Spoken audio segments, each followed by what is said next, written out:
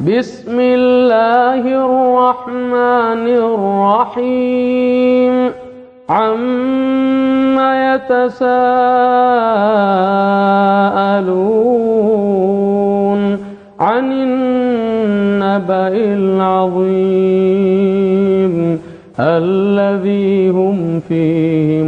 مختلفون كلا سيعلمون ثم كلا سيعلمون ألم نجعل الأرض مهادا والجبال أوتادا وخلقناكم أزواجا وجعلنا نومكم سباتا وجعلنا الليل لباسا وجعلنا النهار معاشا وبنينا فوقكم سبعا شدادا وجعلنا سراجا وهاجا وأنزلنا من المعصرات ماء ثجاجا لنخرج به حبا ونباتا وجنات ألفافا إن يوم الفصل كان ميقاتا يوم ينفخ في الصور فتأتون أفواجا وفتحت السماء فكانت أبوابا وسيرت الجبال فكانت سرابا إن جهنم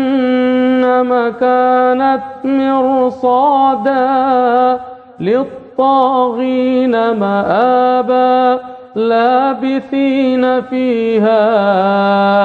أحقابا لا يذوقون فيها بردا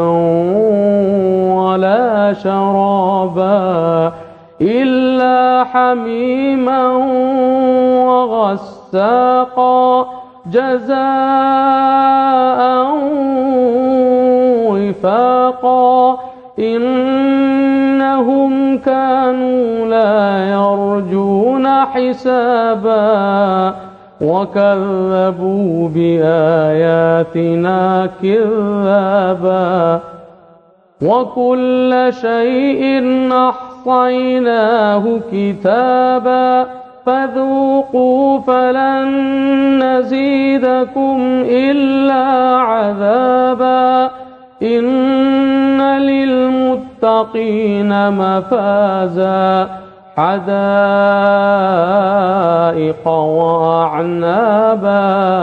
وكواعب أترابا وكأسا دهاقا لا يسمعون فيها لغوا ولا كذابا جزاء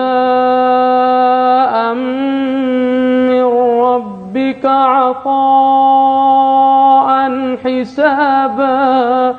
رب السماوات والأرض وما بينهما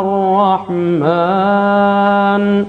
لا يملكون منه خطابا يوم يقوم الروح والملائكة صفا لا يتكلمون إلا من أذن له الرحمن وقال صوابا